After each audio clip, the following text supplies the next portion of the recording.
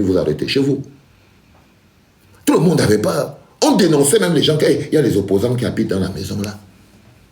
Il y a les opposants qui habitent dans la maison là. Attention, il ne faut pas partir là-bas. Il ne faut pas partir là-bas. Du coup, pour ne pas être des opposants, chacun a commencé à chercher des voies de contournement. Vous êtes partis vous remplir dans la société civile. ONG de défense des droits de l'homme de ceci. ONG de défense de ceci, de cela. ONG de protection de la nature, de ceci, de cela. ONG de machin. Vous avez commencé à aller à vous cacher dans des trucs apolitiques, dans des petites organisations apolitiques comme ça. Mais les organisations apolitiques de jeunes freinent l'Afrique. Croyez-moi. Tout le fait qu'il y ait plus d'organisations apolitiques en Afrique affaiblisse l'Afrique. Ça affaiblit l'Afrique. Du coup, vous devrez mettre en lumière les notions de priorité. Dans tous ces pays africains, la clé de notre survie, la clé de notre développement, la clé qui nous permettra à nous-mêmes d'être au contrôle de notre propre ressource et de dessiner l'Afrique comme nous l'imaginons, c'est que nous, cette génération, nous soyons à la tête de nos États. Et vous ne le ferez pas en étant dans les ONG ou en collant les affiches, mais c'est en vous engageant fondamentalement en politique. C'est en vous engageant fondamentalement en politique. Parce que la politique, elle est belle. Elle n'est pas aussi violente que l'on veut vous montrer. Non, dans ces États développés que vous voyez là, on parle des oppositions. Mais on n'appelle pas les militants des oppositions les opposants. Non. Non. Un mec de gauche, quand il sort de la France, il se bat pour la France. Il ne se bat pas contre Macron. Un mec de droite, quand il sort de la France, il se bat pour la France. Il ne se bat pas contre Macron. Mais chez nous en Afrique, pourquoi c'est que les présidents sont même complices entre eux? C'est-à-dire que si Ouattara entend que peut-être Maurice Kamto est parti à Abidjan, c'est lui qui va appeler pour dire que, hey, attention, Maurice Kamto est ici à Abidjan. C'est-à-dire que les gars se protègent. C'est-à-dire que même à l'échelle du continent, les petites mains de la dictature s'organisent ensemble pour paralyser les oppositions.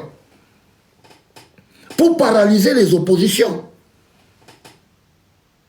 C'est-à-dire que quand je ne sais pas moi qui, Talon, il est là-bas et tout, il entend que non, il y a peut-être, Success Masra va arriver peut-être là-bas dans le pays et tout, il appelle déjà le petit débit. Hey, il y a ton opposant qui est ici, patati patata, il y a quelque chose qui se passe et tout. Et c'est lui qui commence à mettre la police et les services secrets derrière cet opposant. Donc l'opposant politique en Afrique, c'est quelqu'un qu'il faut respecter avec tout le respect que cela mérite, parce que c'est quelqu'un qui a mis son sacrifice au-dessus du dessus. On essaie de vous faire focaliser sur ces opposants fabriqués par le parti néocolonial, par la petite main de la dictature. Oui, l'une des particularités du parti néocolonial qui dirige la plupart de nos États, c'est de fabriquer des partis d'opposition, justement pour empêcher une visibilité à l'intérieur de l'opposition. Si avoir des partis d'opposition n'était pas important, la nature aurait horreur du vide. C'est pour ça que même le parti néocolonial, lui-même, il est au contrôle d'au moins 4, 5, 6, 7, 8 partis d'opposition, parce que il sait que le vrai problème, le vrai danger qui peut les faire tomber, c'est l'opposition politique. La vraie lutte qui peut le stopper, c'est l'élection que vous voyez là. C'est l'élection que vous voyez là. Quand vous êtes un jeune dans une ONG, vous n'êtes pas candidat à une élection. Vous êtes jeune que vous avez des orphelinats, vous n'êtes pas candidat à une élection. Vous êtes jeune que vous avez des associations pour mettre les forages partout. Vous n'êtes pas dans un parti d'opposition, vous n'êtes pas candidat à une élection. Et vous partez voir à la fin, quand vous regardez les différents candidats à l'élection, on ne va pas aller ramasser d'autres personnes. Non.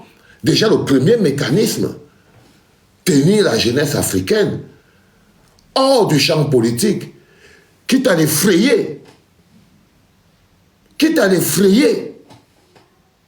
à diaboliser l'action politique. Parce que c'est une action qui demande beaucoup de courage. C'est une action qui demande beaucoup de courage. Mais c'est le courage là qu'il faut avoir. Pas le courage des incantations. Pas le courage des incantations.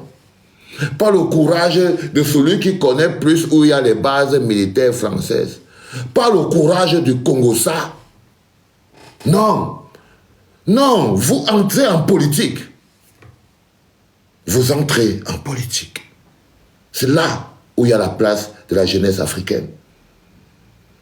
Dans le combat qui leur permettra de récupérer leur pays sans trop de casse, sans être obligé de recommencer à zéro. On vous parle aussi d'un mécanisme, c'est le mécanisme le plus sécurisé. Dans la paix et par les urnes. C'est toujours le mécanisme le plus sécurisé. Mais les gens vous font croire que c'est impossible parce qu'ils se sont d'abord avant arrangés à vous dépolitiser. À vous dépolitiser. À vous dépolitiser, les enfants. Ils se sont d'abord arrangés à dépolitiser la société. Et du coup, vous avez des êtres humains, une jeunesse qui est toujours en train de demander. Les gens ne nous permettent pas ils ne nous permettent pas de créer des entreprises, ils ne nous permettent pas de nous déployer, ils ne nous permettent pas de faire ceci, ils ne nous permettent pas. Mais bien sûr qu'ils ne vous permettent pas. C'est pour ça qu'il faut entrer en politique.